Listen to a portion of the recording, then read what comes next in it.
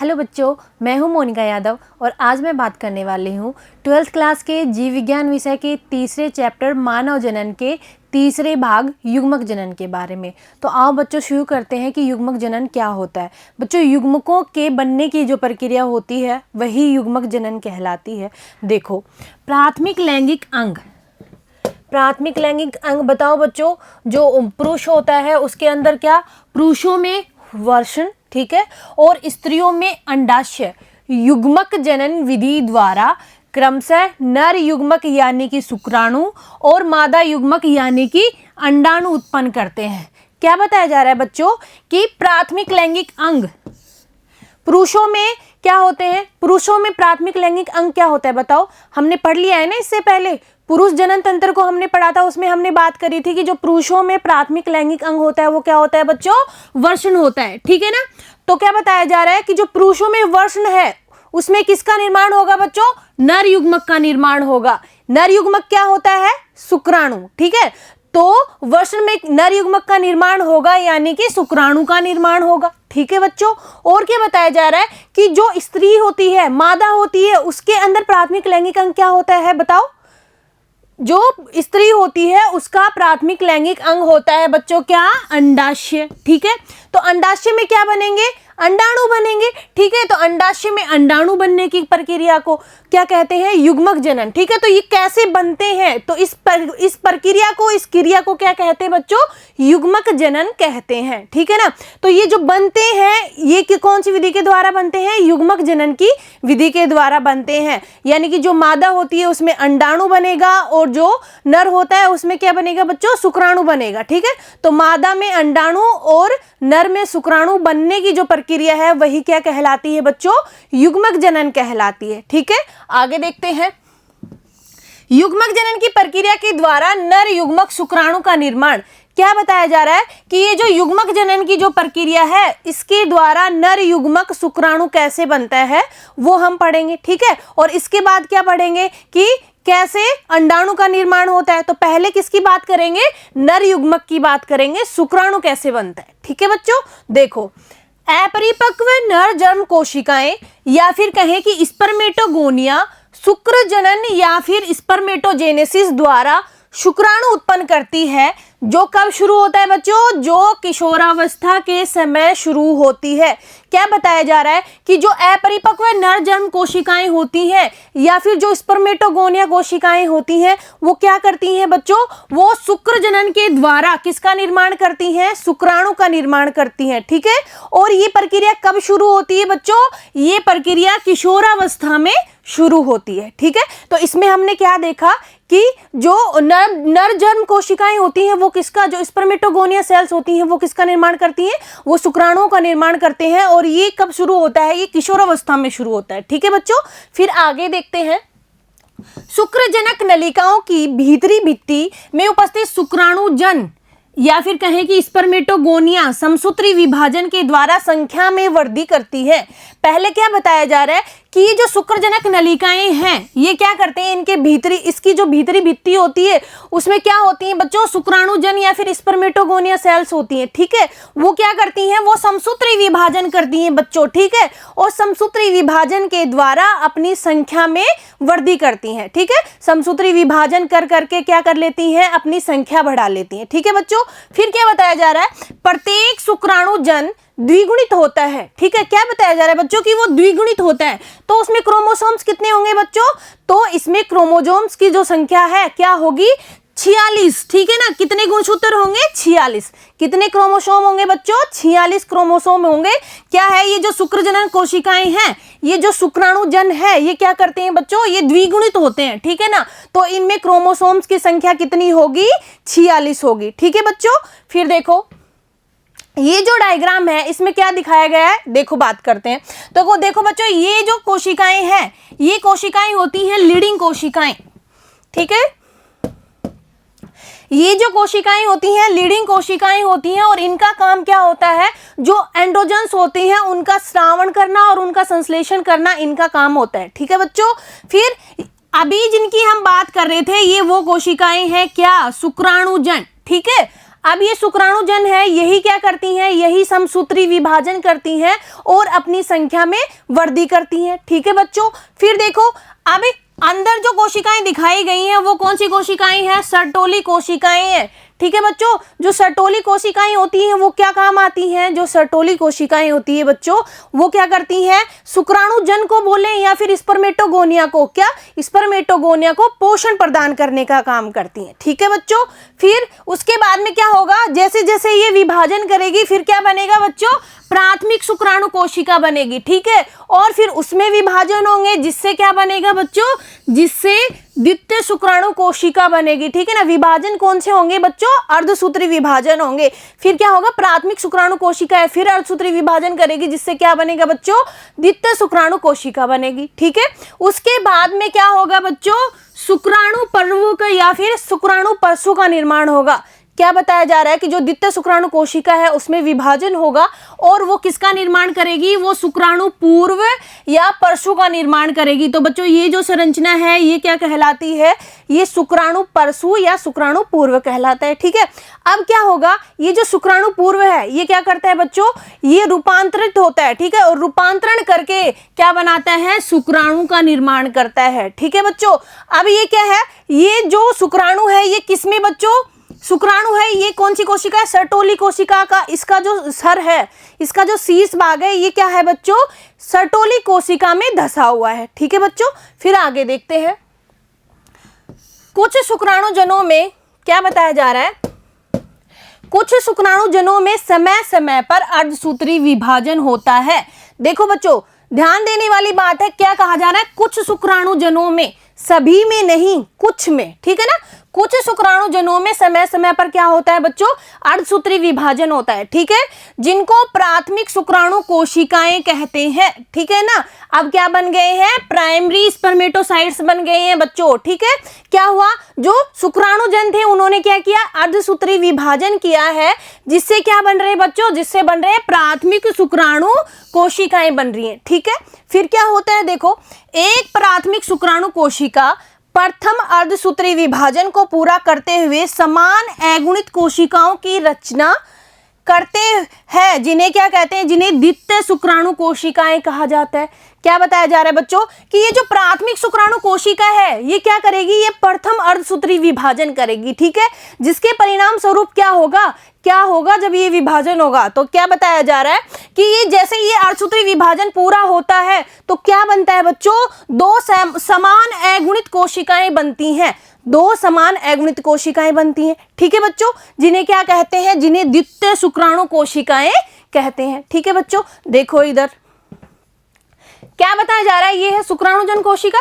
ठीक है, अब ये क्या करेगी, समसूत्री विभाजन करेगी। क्या करेगी बच्चों, समसूत्री विभाजन करेगी और अपनी संख्या बढ़ाएगी। ठीक है, फिर उसमें और विभाजन होंगे और क्या बनेगा बच्चों, प्राथमिक शुक्र कोशिकाएं बनेंगी। ठीक है, अब ये जो प्राथमिक शुक्र कोशिकाएं हैं इनमें क्या बनेगा, इनमें होगा प्रथम अर्धसूत्री विभाजन। ठीक है, क्या बना, प्रथम अर्धसूत्री विभाजन हुआ इसमें और बना क्या बच्चों, द्वितीय शुक्राणु कोशिकाएं बनी। ठीक है, अब क्या होगा, ये जो द्वितीय शुक्राणु कोशिकाएं हैं इनमें क्या होगा, इनमें द्वितीय अर्धसूत्री विभाजन होगा बच्चों। ठीक है, जिससे किसका निर्माण होगा, मतलब कि जो द्वितीय अर्धसूत्री विभाजन है उसके फलस्वरूप क्या बनता है बच्चों, कि शुक्राणु परसों का निर्माण होता है या फिर कहें कि शुक्राणु पूर्व का निर्माण होता है। ठीक है बच्चों, अब क्या होगा, ये जो शुक्राणु परसों है या शुक्राणु पूर्व है ये क्या होगा बच्चों, ये रूपांतरण करेगा अपना और क्या बना लेगा, शुक्राणु बना लेगा। ठीक है बच्चों,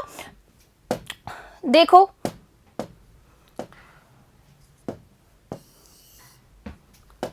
अब हम बात करते हैं कि क्या दिखाया गया है इसमें, कि कैसे इसने अर्धसूत्री विभाजन किया तो क्या बनी, दो समान अगुणित कोशिकाएं बनी। ठीक है, कौन किसने विभाजन किया बच्चों, बताओ, ये जो प्राथमिक शुक्र कोशिकाएं थी इसने क्या किया, इसने अर्धसूत्री विभाजन किया जिससे क्या बना बच्चों, दो समान अगुणित कोशिकाएं बनी। ठीक है, जिन्हें क्या कहते हैं, जिन्हें क्या कहा जाता है बच्चों, द्वितीय शुक्राणु कोशिकाएं कहा जाता है। ठीक है, अब क्या होगा, ये जो द्वितीय शुक्राणु कोशिकाएं हैं ये क्या करेगी, दूसरा अर्धसूत्री विभाजन करेगी और क्या बनाएगी, चार शुक्राणु पूर्व बनाएगी या शुक्राणु परसों बनाएगी। ठीक है, और यही रूपांतरित होकर किसमें बदल जाएंगे बच्चों, शुक्राणुओं में बदल जाएंगे। ठीक है, चलो आगे देखो, इस प्रकार उत्पन्न प्रत्येक कोशिका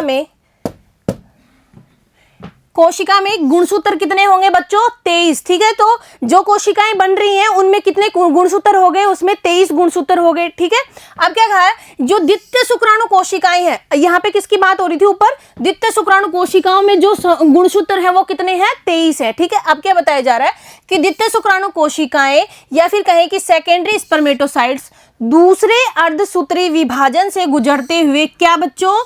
4 बराबर अगुणित शुक्राणु परसू या फिर स्पर्मेटिड्स पैदा करती हैं। ठीक है, तो इसकी बात हमने कर ली थी, पहले डायग्राम में हमने देखा था ना।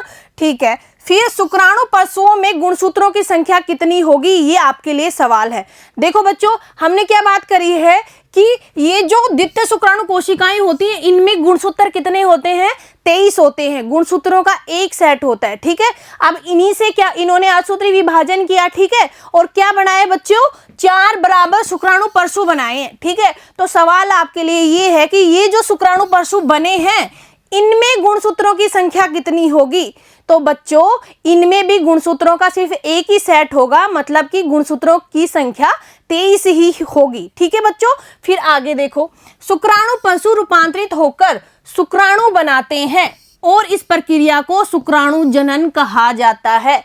क्या बताया जा रहा है बच्चों कि ये जो शुक्राणु परसू है ये क्या होंगे? रूपांतरित होंगे और क्या बनाएंगे? इस प्रक्रिया को ही क्या कहेंगे? शुक्राणु जनन कहेंगे। ठीक है, शुक्राणुओं के बनने की जो प्रक्रिया है वो क्या कहलाती है बच्चों? शुक्राणु जनन कहलाती है। ठीक है, फिर आगे देखो, शुक्राणु जनन के पश्चात शुक्राणु शीर्ष सर्टोली कोशिकाओं में अंतःस्थापित हो जाता है और अंत में जिस प्रक्रिया के द्वारा शुक्राणु शुक्रजनन नलिकाओं से मोचित होते हैं उस प्रक्रिया को वीर्य सेचन या फिर स्पर्मिएशन कहते हैं।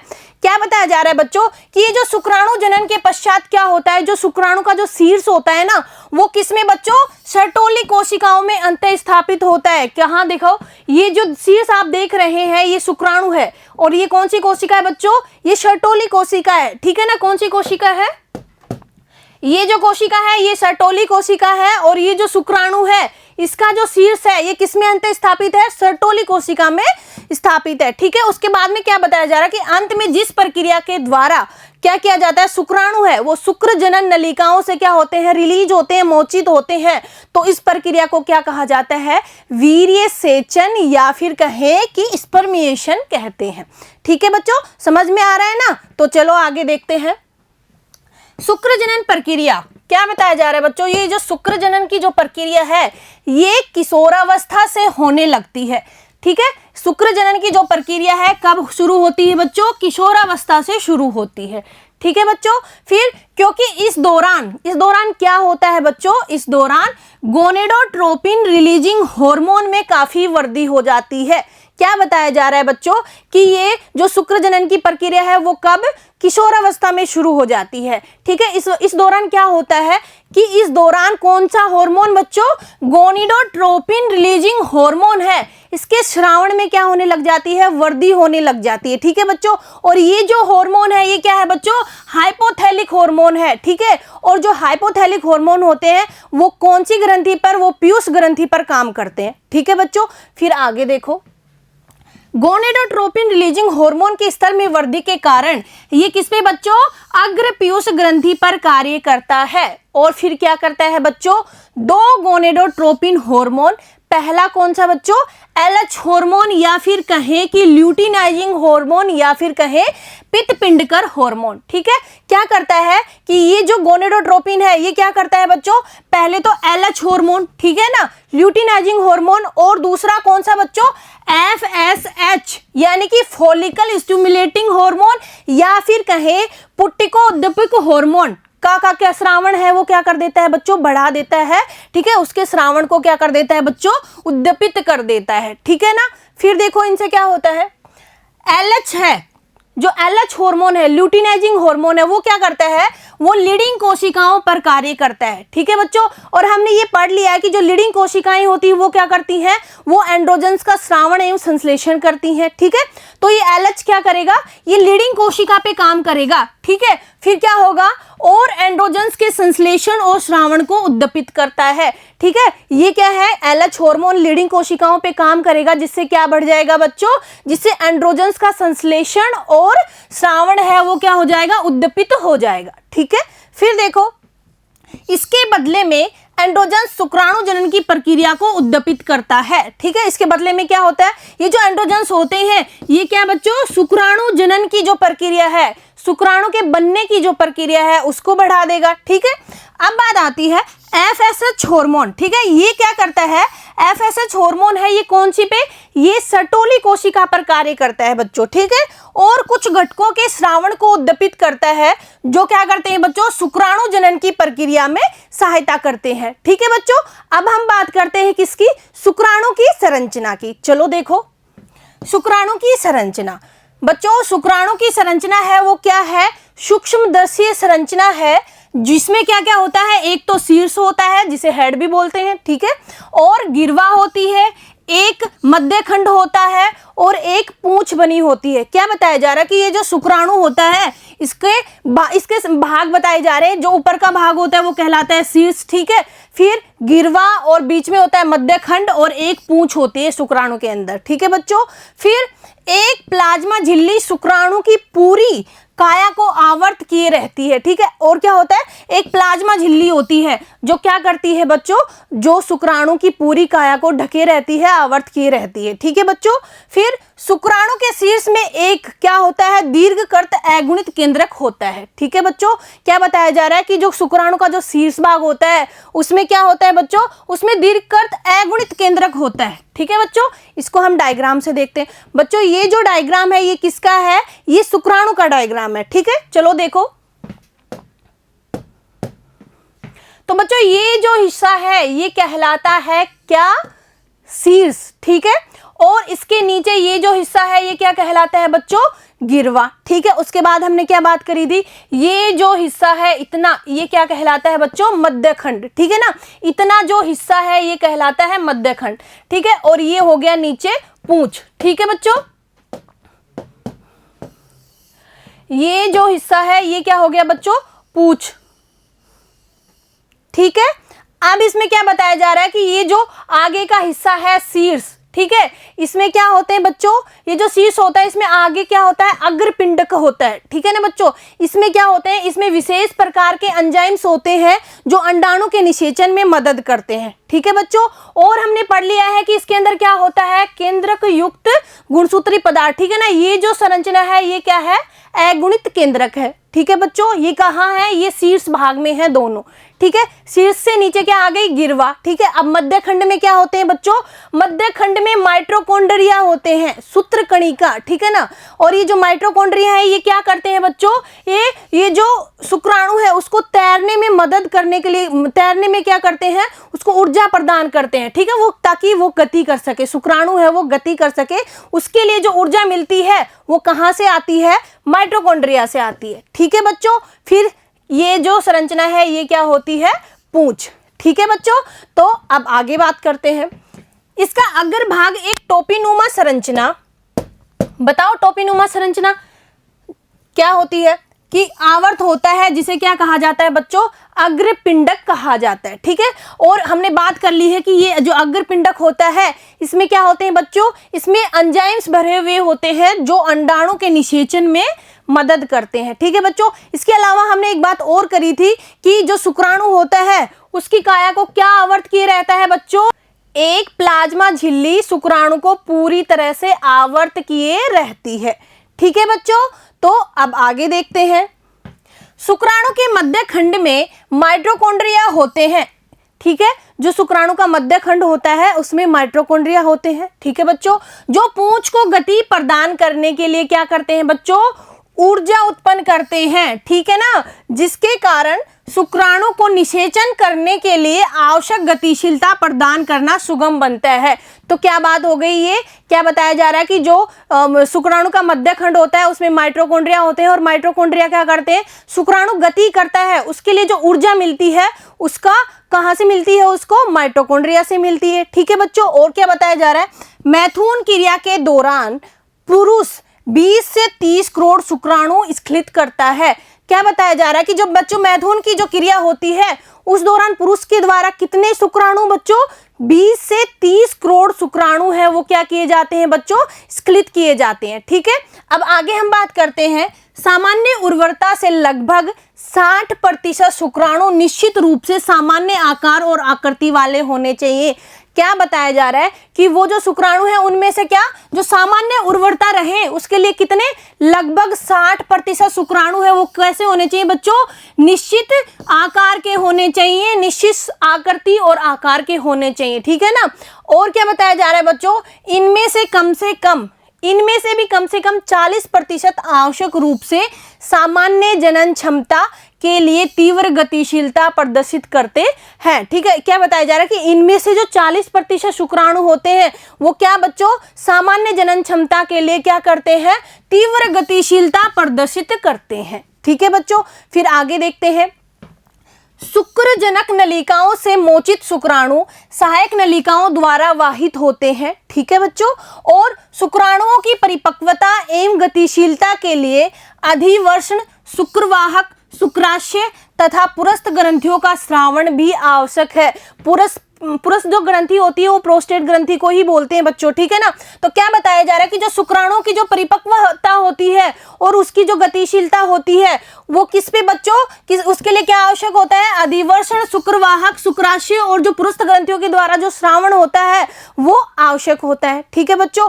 और क्या बताया जा रहा है कि शुक्राणुओं के साथ साथ शुक्राणु प्लाज्मा मिलकर वीर्य बनाते हैं। वीर्य कैसे बनता है बच्चों, सीमेन कैसे बनता है कि शुक्राणुओं के साथ क्या मिल जाता है, शुक्राणुओं के साथ शुक्राणु प्लाज्मा मिल जाता है, ठीक है। तो शुक्राणु के साथ जब शुक्राणु प्लाज्मा मिल जाता है तो उसे क्या कहते हैं बच्चों, उसे वीर्य कहा जाता है, ठीक है बच्चों। फिर बात आती है, पुरुष की सहायक नलिकाओं और ग्रंथियों के कार्य को वर्ण हार्मोन बनाए रखता है। क्या बताया जा रहा है कि जो पुरुष है इसकी जो सहायक नलिकाएं होती हैं और इसकी जो सहायक ग्रंथियां होती हैं उनका जो कार्य है वो कौन बच्चों, वर्ण हार्मोन बनाए रखता है, ठीक है बच्चों। तो इसमें हमने क्या बात करी बताओ, तो बच्चों इस क्लास में हमने बात करी है कि युग्मक जनन की प्रक्रिया के द्वारा कैसे नर में क्या बनता है, शुक्राणु बनता है, ठीक है। उसके बाद में हमने पढ़ा कि शुक्राणु की संरचना कैसी होती है, ठीक है बच्चों। तो इसके बाद अगली जो क्लास होगी उसमें पढ़ेंगे कि कैसे अंडाणु का निर्माण होता है, ठीक है बच्चों। तो आज की क्लास यहीं तक, मिलते हैं अगली क्लास में, धन्यवाद।